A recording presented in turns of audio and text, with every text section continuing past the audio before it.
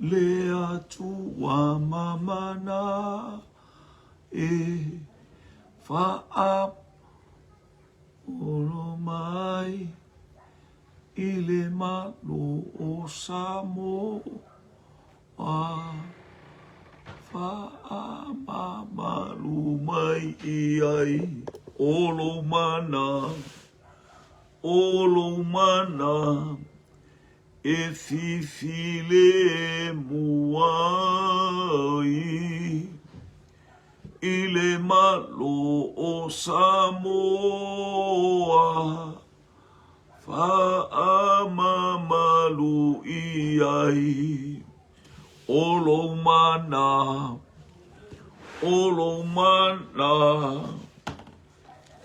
e fifile muai i le malo o Samoa fa'a mamalu i ai. Whaftai ni vaenga o lea fiafi i mātou iei lomolofo mana uanga le ia ua. Iei ni vaenga le li ino wa ta ape mai fo inga ruenga tiute mwhaiwa ele ngata fo i leo nisi o fuafuanga sa whawhianga i malou a inga. Pero se pai tiperia ele ngata fo i lea le li ie o le loa o le a inga o le whatotua whaftai fo i uso ngā rulue. Whatino ina o lato tiute matofu ma le bala awi. Ia fo i lava i ate o eta malevi inga whaftai lau upu, whaftai le nganga pa ia tātala. So soni mai el nei a fiafi, po kalamea lau whanau, taulanga a fiafi, si ti ai o mātou loto le vi inga whaftai ma le inga whamanu. O la mātou whainga taulanga le ilunga o lau o fio e lea unoa. Whamangara lau o uno le tangatanga sala ono Iesu. Amene ma amene. Praise God. Ia. O lewa tato iei nei ile mata upo e fitu o le tusia. Mata upo e fitu o le tusia le lua le tupu mata upo e fitu ia ao lona mata ao lona fai upo e fitu. Lua le tupu mata upo e fitu ia pe foninga mai na mata mai le fai mua. Ia o le ase umi wanga ia tuai e tele fai upo tusi lea lela wala tuanga ili fai mua. E o atu ile fai upo e fitu. O le valo anga Elisaia i mea ai e tele o le a maua e Samaria.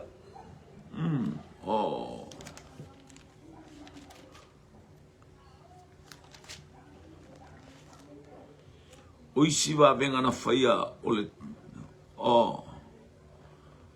ia la le o le wa ato e sui mel tatou tusi o le wa ato le misi mel tatou tusi le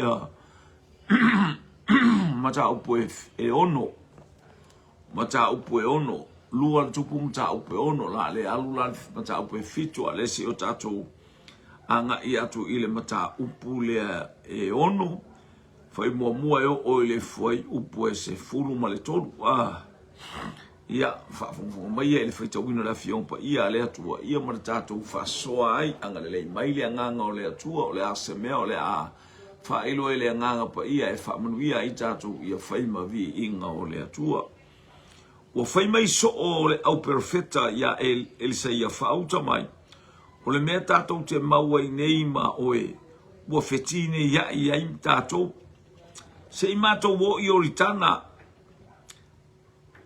ma ta itasi le tangata ma ave ai lana la au ma tau te whaia i lea mea se fale ta tau te mauai o Natalia tua i lea oia ina oia tua levana no foso o lau perfetta tua levan so o no foso o lau perfetta ale fato a o tu Elisaia ale fato a ngai oia fai se fale o le fato asu ese fale fa mai ela ititi le fale. O le ua levan ta pena atu alatu le malanga amele ia e loa le aso e asia mai ai oe. Na tangi e su ma vava i atu ile nu o Yerusalem mai ana e loa waso e asia ai oe se manue. Hallelujah. O tangata le fine to anga le whainga o lo wolang. Se whalongo mara tangile a Yesu na tangi a Yesu pei uma ale mele uo. Au mai il mata upo o luka il mata upo e.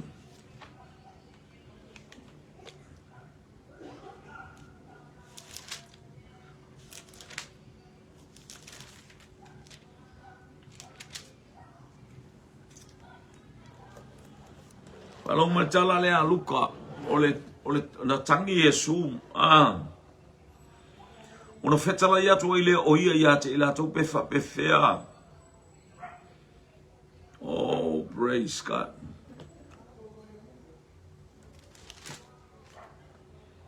Hallelujah. Wa ulu atu ia ile malu ona tulia praise God. Sai mai vi ele.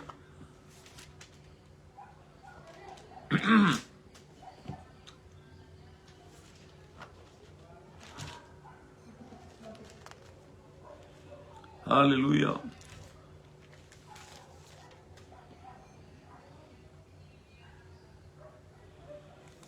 Praise God, praise God. Eli.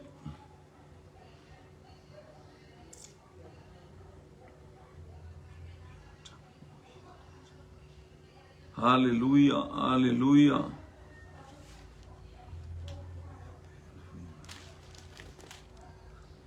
Olo mana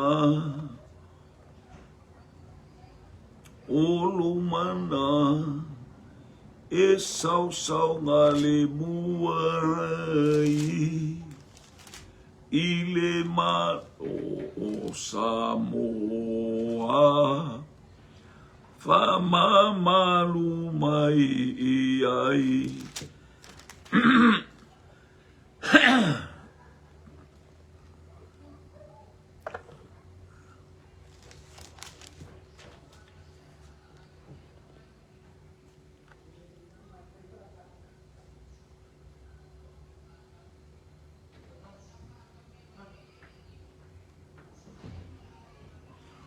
Ua lata ia le ai mtau pasulu iwa al fai upu le tau moa mai le sasu man fai upu le tau avatu alfe au le tau mole. Ua lata ia o tala luka ile taimi le na umatu nei tu so le taimi na fio mai e Yesu ile. Hallelujah ile malu o tu mawa ai ile fatafu na ina. Hallelujah tangata ole malu. Wa lata ia wa sila fia e ia le ai ona tangi ai le o ia. U fapeane ana e loa o oe lava ile nei lou lavaso o mea ete manuia hai a ole nei ua lilo ia te oe. Wa lilo i tangata i utaia le manuia o le atua mai le amatanga. Umatua pe ia o iwi mamango, umatua lei loa se i utaia le manuia o le atua le ua fio mai Yesu o lato wali i manolato faol. Ai pangalea ua lilo i le va ailo na winga ua pongi saina le va ai al tangata i utaia. Awa e o mai ia te oe o na aso e tanu ai le mea mauputi e ti e si o ai ia te oe e oita, hallelujah, e si o mia ai lava ia te oe, e puia ia te oe, la tou te whangata si fo ia te oe male ele, a toa malau whanau i to tonu ia te oe, la tou te le tu ua fo i se maailunga o le tasi maa i to tonu ia te oe, a ua le iloa oe o na po ua asia mai ai oe, o le manei o lo uloa le asi mai o le atua ia te oe. Hallelujah. Wa tatou soifua maola i le taimi o le anganga paia. E aona tatou malama i le taimi e asi mai ai le atua i ti ngā mawhainga tā. O a mea uma e asi mai ai le atua e te tauna e matua mautinoa. E oe ma u taimi uma e asi mai ai le atua i ati i tau.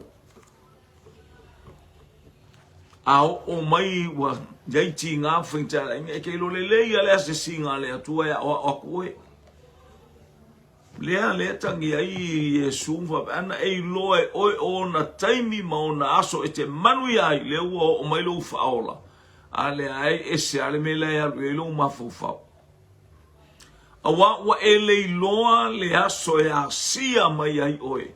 E aona e loa le taimi a asi mai ai le atua i le ai. E le io ese Israelu mai ai kupito ua tau ia ia Iosefa. O le a o woti. Ai asi mai le atua ia te outou ma ave ese outou ai le nunei. Ia le tai e whaatalinga tuli a tangata fo ia le o halu ia isona mafaufau. E le wha ma whai tangata whapena uma le fionga le atua na tangi ai e sun whapea. Ana e loa o mea e te manuia ai a ua lilo i lau vai. Te loe whapongi sao mata e le atua aisea i lo alu ese pea i taimi uma. Tauna e tā pena e ma tā pena, tātou tā pena. Ma ia e loa le taimi asi ma ia i le atua. Na whaifo i le atua ia Jeremia. Tō si ele ue fitu se fulu tau sanga tau te no fuai. I Jerusalem, ai, Papelonia. Whaini o tau taito olua. Whaini o tau whatoanga. Whaini whale no fuai. O loto manuia e manuia ele nuu natou te iai. Ai o te asi atu ia te o tau pe a ma vai tau sanga pe a o mai le fitu sul tau sanga. Ona o asi atu ele ia te o te whaia ia te o tau melele.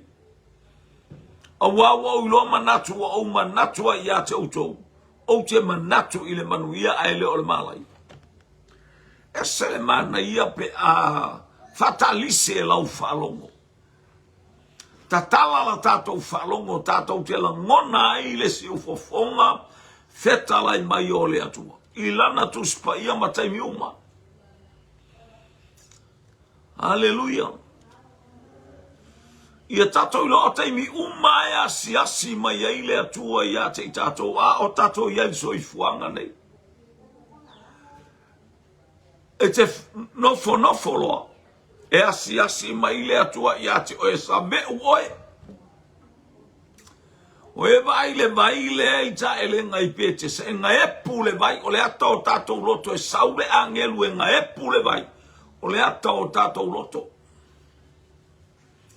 Nga epu ina ia le malo longa le lei e mafau tonu. Mafau i le poto.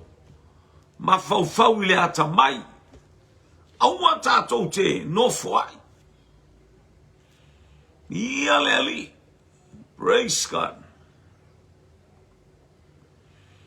Le wau mai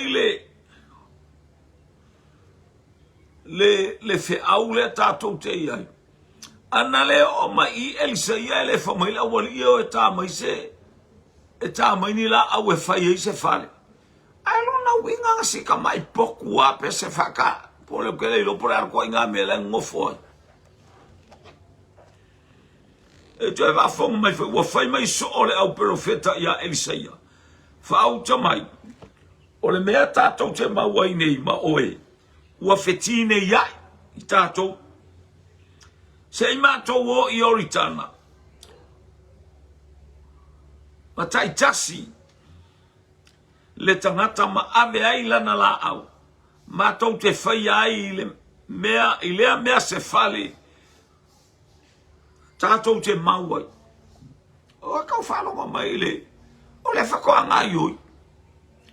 O le istangata whatoa ngā ioi ai no wai wala tulon tama. Wal watu le pule. Wal watu le tangata ai alu e seloa. So le matua le ai ma se mafau. Hallelujah. Pe fo i mai afe. Vai. Fo i mai le matai o a mei e fai. Fo i mai tamao le ai ngapa ua bela se saka.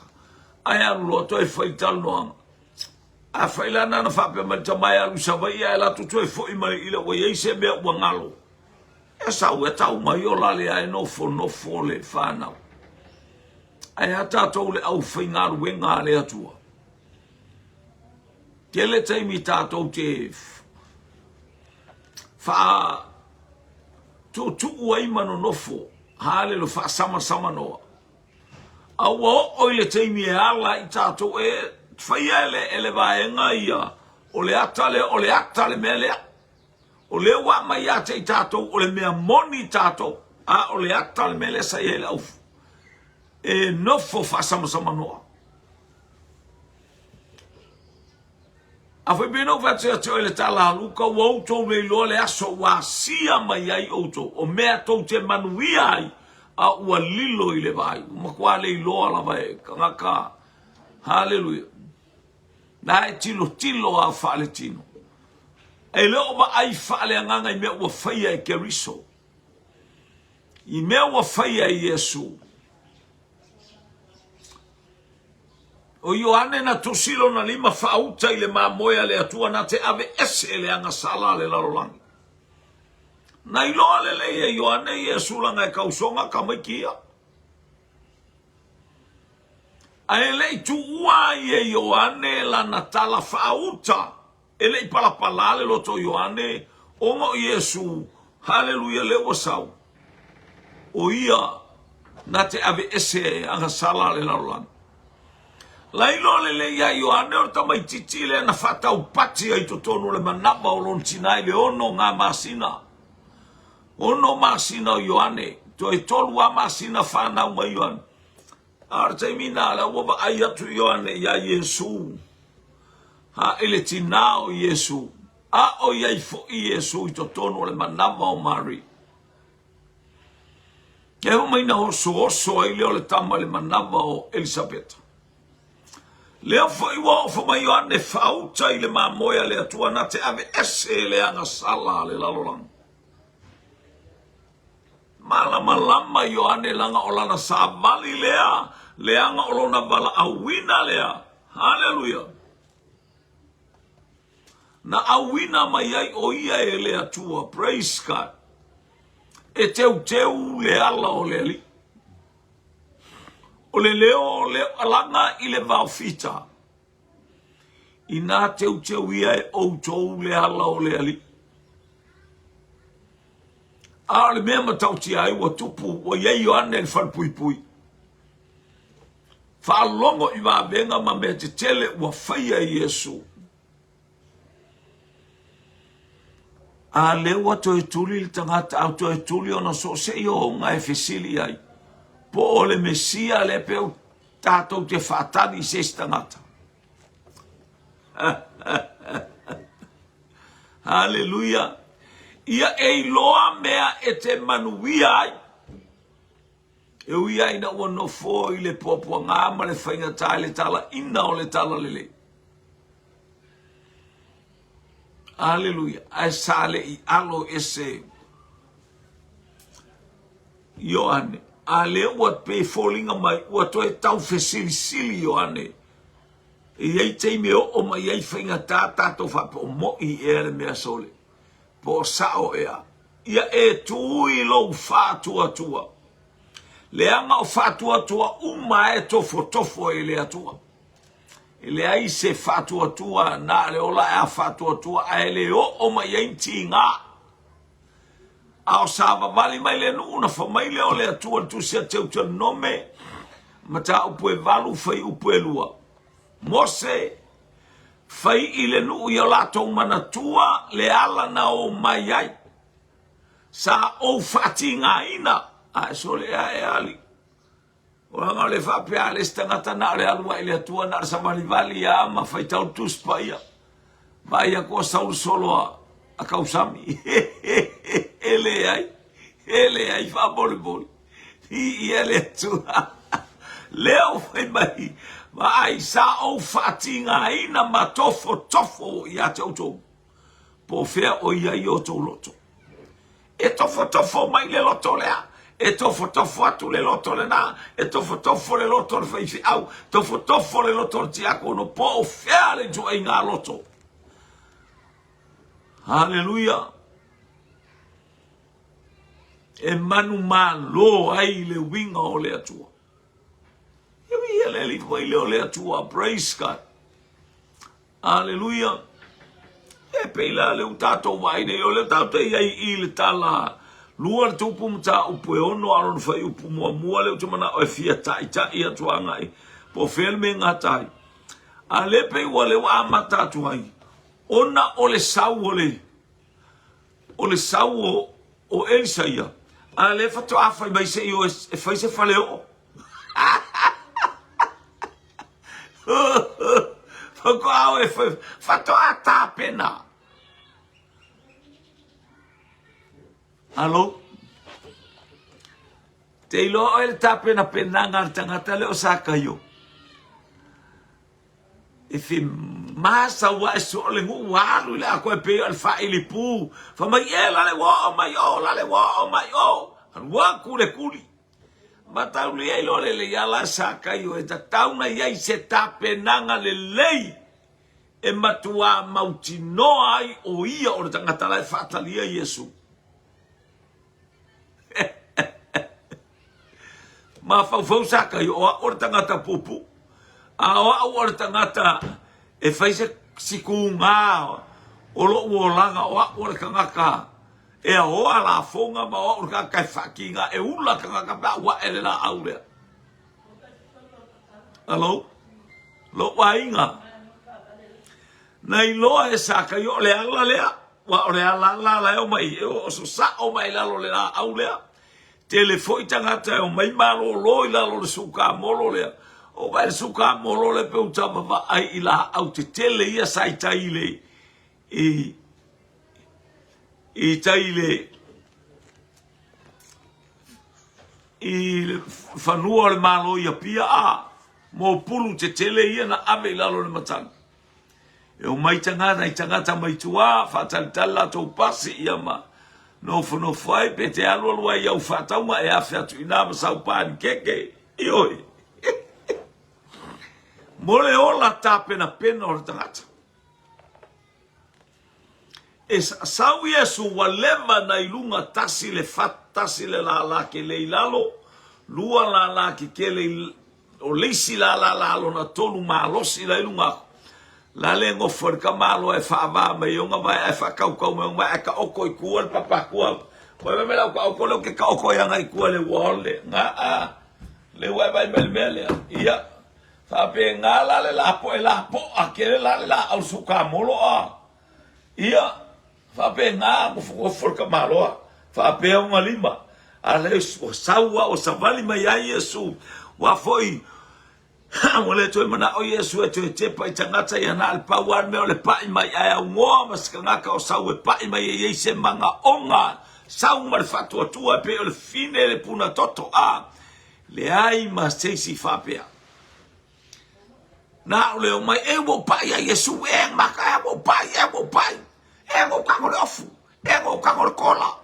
Ah, no tano laulu. Alo.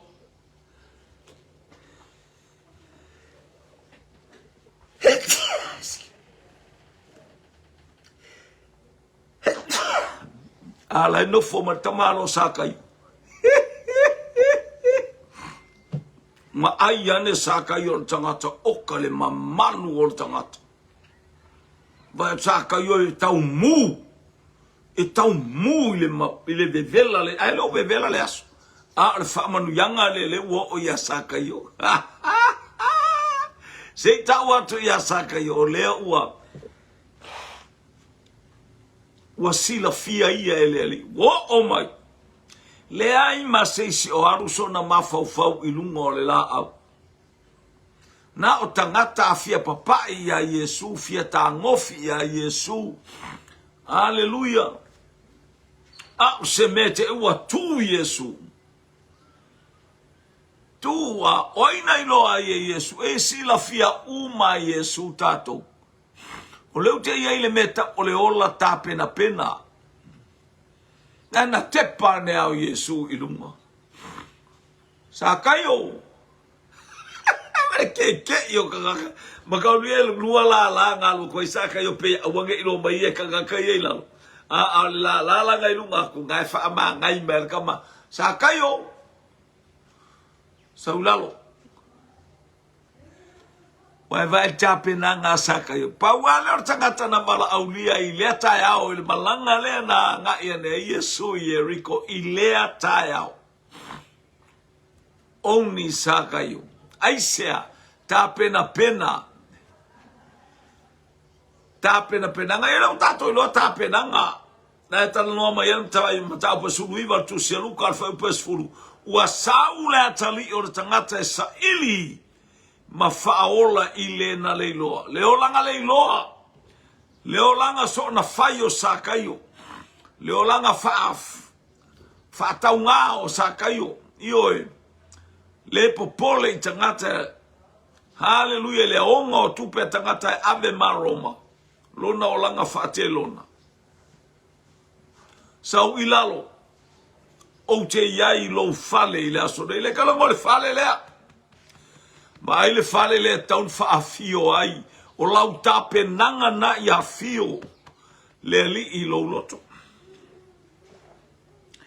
Ia lewa o mai ele seia. Ia le fato apisi il faingo se fale. Le tape nanga.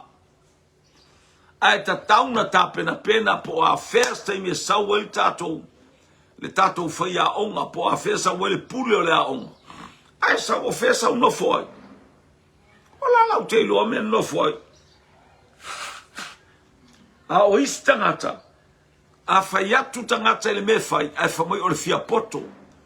O le fia mata mua mua. Ioi. Fa penale o langa fo ia lele. Ele ngā lulu fatas. A famoi ele ia se me la tato fai ai fua mea mo. E sau al pule la kou ia lu vai songa. Ioi ale o tato falong. A famoi se ioi ta mai ni la au. E fa woi se fale ele lama le mea. Ia leli e tau na maua I tātou le me ta wale ola ta pena pena ma taala. Aua e te au mai a fuatala le stangata e oti e ilo wanganga. O le ata le mea le ana tusi Elisai ai o a le mea moni tātou. Aua e te whatari tali le stangata pe whapese I saunga e haru le. Ai loa lo le me tau na whai. Te ua mai o mātua I sawai, te ua mai tau a inga afe mai. Ai a featu nas nata mai me te no foi na o ya malo fale fainga. Ele fa pe ya featu fai si autam. Ah wai makua. Ele ngata ina matua le tino lo wainga e ona matua fale nganga. A matua le tino ta una matua fale nganga. Ia leli. Ya le ai. Le falongo ile mele tupu. Holi. Fatoa fa ma itel tangala au ina ua. Ina ua sa ole ale fa fela tai me e moe ile kamalo. Ole me e saul tangata e mua ma ai I me la fa e fai fatino. Ai le yo ol tai mer suenga o tusilalo o ka. Kanga kale le makua makala tangata walu le peni al tamalo. Ya le la tuala le ai te fatuma ya la le atu no. Oi. Ya mana ia sa wole pule e fatu ia mele te suma ia pe sau fai fiau. Aleluia. Ia le atua. Se mato wo ia I oritanga. Matai tasi le tangata ma abe aila na la au. Matou te fai ai lea mea se fale la tatou te mauai. O Natalia atu ai lea o ia ina o ia.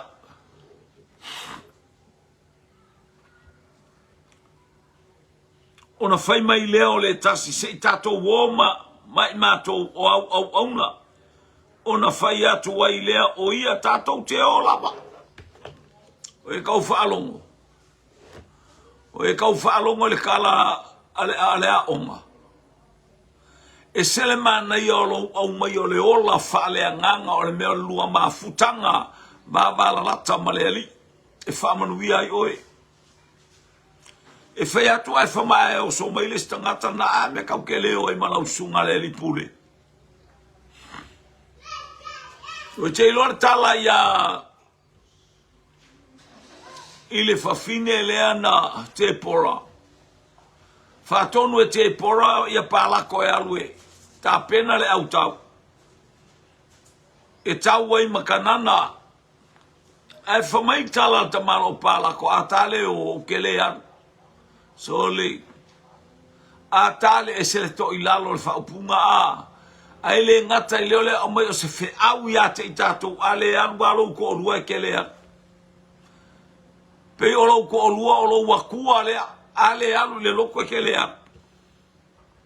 O le si me silia ke o e lau ko orua a whakua lau ko orua e ke ngofu a. A le me lau whai mail tangata lea. A e lea alu o te lea. O le kala lea pālako. Ia na whai el tala te pora vai o e tate o. A o le taua le nei e manumano, a manumano o le taua, e le e whai mavi inga o e ave le whawhine, e whai mavi inga o le whawhine. Whatau nua e le atua la na whionga o whetalai mai e le atua e le tuspai. Aleluia, le le whatu awatu, a le whaumana o e o ma le taitai, se i malo los. Ma se i vava i e le wau. Ona fai mai leo le tasi, sei tātou o mai mātou ma. Mātou au ona fai atu ai lea o ia tātou te o lava. Ona lātou o ai lea mai a. Wa o fo i lātou i oritana. Ona lātou tā leo la ai, ona lātou tā la au ai lea. Ua tā e le tasi le la au, ona pa u e se lea o le matau i le vai. Ona langa lea o ia, o whapea mai a wele li ie, a wā o le mea nono. O ma le to'i a le si a inga, o e le whaia whaalei. Le o ma le awali ia. Hallelujah. Tingana ba tu le to'i la alele, ele aia mafa walati la le palasio le to'i le vai, a ele lo wa ko le manga borka ngaka pe lo ko le papa ko pe kauleu. Taun tātou wā ai le leima tātou wola whapea. Ina ia whai tātou matangata ola, tā pena pena le lei ola fua le lei. Hallelujah, ina ia iai whaamanu ianga le atua. Praise God. Lea wa palasi esele le matau mai le. Hallelujah. Ua tofu ila lo le mea malo. Ole ua mea. Ua palasi ila lo. Hallelujah. E te tauna bae ilunga le ua mea lea. E te tau foi ona avele. O lono winga ale ave e tau sue ni tupe o e ave totongi ai. A wae le tatele ni ua mea whapea. A o le to'i le ua au mai ele ainga. O le to'i fo ia tau siele la tau ainga e whai whawhie ma tai la au e whai whale ma mea whapena. A le ua watu ai wala na ave ono le va ai atu ya Elisaia lai. O le whaia onga ai wofa ar matou whaia onga nturia mai matou anga o ala ko e mai.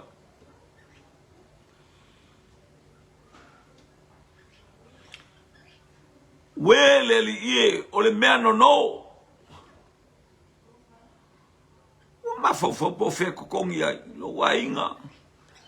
Tele a tātou wanga salama me leanga wanga tātou ngoto unga ai.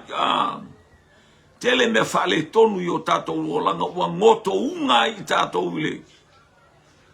Hallelujah. Ile vai pala. Wai atua ile or tangata o le atua pena pa uifea. Ona fasino ai lea e ia o le mea. Ona vavai ai lea e ia o le la au. Ua lafo atu i ai. Ona ope o pea ai lea o le ua mea, o le ata o tato o langa leanga. Hallelujah. Hallelujah, praise God. La lewa palasi atu totonu le vai, le mea pala. Le iloa le matau e le faifo ina maulu iai. Ai ona tangata o le atua ta pena fale nganga. O le ata o le la ua fati le la tongi. O le ata o le sa tauro Yesu. O mea uma e mangalo, hallelujah. E mangalo ona o le sa tauro na malingi mai eile totolo tatou wali. O ia laman whapeane, a e fia muli mai ia te a. Whawhiti ia te oe. Lale winga le upu whawhiti ia te oe, ia e whapeane o a ule tanga sala. Every time, daily, everyday life, taimi tātou te whapeane tama o a ule tanga sala. O a ule ta, o le tau tinonga i o tātou ngutse i whaelo ato le sili ese o lo tātou ato.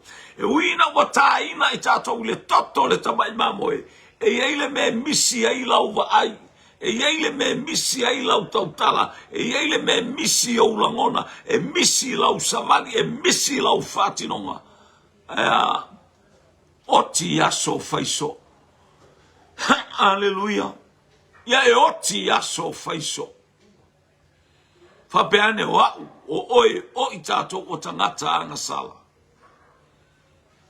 E whamahoni i le atua e whamangalo. O le toto foi o lonalo pele o Yesu Keriso. E whamama ma whamangalo i tātou. I ia le ali.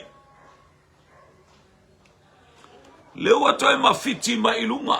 Aleluia, wa e sau ilunga sa e moro i la loile. Se oni. Sa e ngoto unga i la lo aya, watoe au mai oe, wartala tavita, pe fofola so moenga i seoli, o iai oe. Hallelujah. Praise God. Mea leanga tātou te whaia, tātou te mawhau, iai lea taima, po i whawhena whaile mea lea pewawe. Aya, tātou whapeane lea tua whamangalo mai lau au auna le tanga sala. Wa au fai le tala le anga, wa au fasa wa au fai, o a mea uma wa au fai, o a ule tanga sala, fa maoni le atua, fa mangalo e. Le lewa toi mawhiti ane ilunga le toi. Le lewa toi mawhiti a ilunga le ua mea. Hallelujah. Praise God. Mea uma tātou te ui atu le sātauro. Hallelujah. A Yesu un whai mai. A e fia muli mai a te au, if you want to follow me. Whawhiti oe ia te oe. Hallelujah. Hallelujah. Ma e muli mai a te au iaso whaiso. Ia le mana ungana ia tātou umaru tātou waba ia tu ileli. Talo faile va sengali o le tele tangata whapena. Hallelujah. O tu ai o taimi le atala noa ile tu silea o le taimi. Hallelujah o le whenga inga tuai. O le ata. O le ata le nā lai ai totonu le whe au o le wha o la tanga. Ma le wha winga ina e le nganga pa ina tā sa wawali ma whai ma mea tā te olai. Vi ia le ali, ele lei le atua.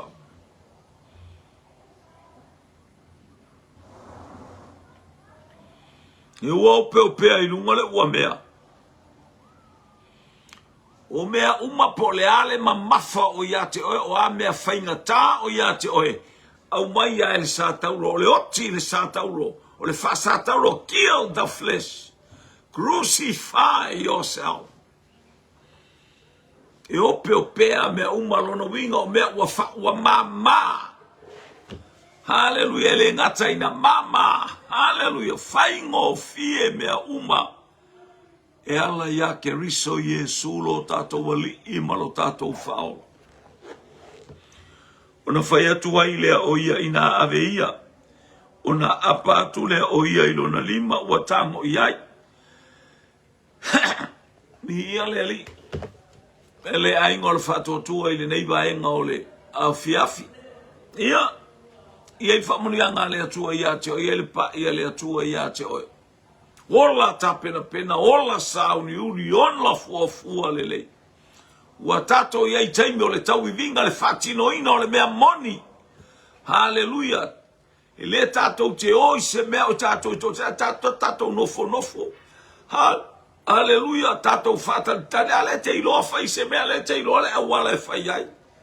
Fai oe ma tangata e whamanui ai, tangata na i o taftafa. Hallelujah. Pei foi ona au mai ele ai no le lato toi e o ma le awali ia. Ia fai fale le toi. Vai tangata ese. Vai le whamai o le mea nano no mai le tangata. Nano no mai e ta tauna e whai o whale le. Ia le li o tato o tangata no. Tato o tangata ai talafu. Hallelujah. Leo o tato iloa. Hallelujah. I le talitonu o le sa taura o keriso. Hallelujah. Fa sa tauro ina lo tangata tuai. Tangi i le li o oe o le tangata ngasala. Fa maoni le atua e fa mangalo ia te itaua. Awala ta savalinga. Ia le lia ngalei mai le atua le nei ita e nei a fiafi. Lau polo kalame. Taulanga fiafi pupula i o fonga e pupula i o mata. Tai lo atu le mamalu male sili ese o le atua. Amuia e loto mama. Lato te lo atu le atua. Eleva ia i o mata ia. Eleva not in your physical eyes. Ai chilo ia i mata o lo wanganga. Ma eva ai a whamanu yanga le atua e uu i o lima i taimi uma i le aso. O se whamanu yanga. Hallelujah i le ainga mautua oi e maisele e kale sia le atua. Ta maa whamanu ia lo ainga i le nei a fiafi. Hallelujah, matou ave lau fe au e ngao i matou e vai le matou fati no ngao talo le fati no ngale nganga pa ia. Hallelujah. Ina ia whapea o na malo loso se tase i eile nga e punga o le vai. E whaalongolongo ma le totoa a o nga e pule vai o le upu ala ua fio. Whaamalolo i mai ese. Olo o fea ngai mau tangata. O mai lo file mu. O mai lo wanga lelei. Mātou te tauli mai nei teimi umai ai. Umai lo vi inga le tamale alo male anganga pa ia ona o Yesu. Amene. To God be the glory forever and ever. Amen. Whamunuia lea tua ia te oelo ainga la wau auna e tautua mo oe. Ile suafa loroto lau tele ma mawalunga lo tato wali o Yesu Keriso. Amene.